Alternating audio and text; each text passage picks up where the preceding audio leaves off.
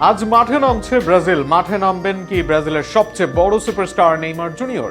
আগের ম্যাচে মাঠে না নামলেও এই ম্যাচে মাঠে নামার সম্ভাবনা আছে নেইমার জুনিয়রের, এমনকি আছে শুরুর একাদশে খেলার সম্ভাবনাও।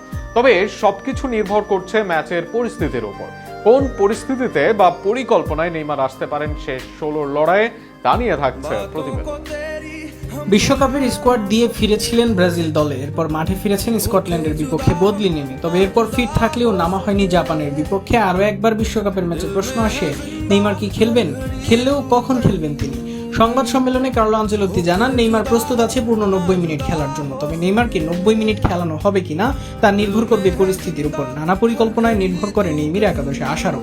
লুকাস পাকুয়েতার ইনজুরির জন্য গিয়েছেন সিটকে, তার জায়গায় অ্যাটাকিং মিডফিল্ডার হিসেবে খেলতে পারেন নেইমার জুনিয়র।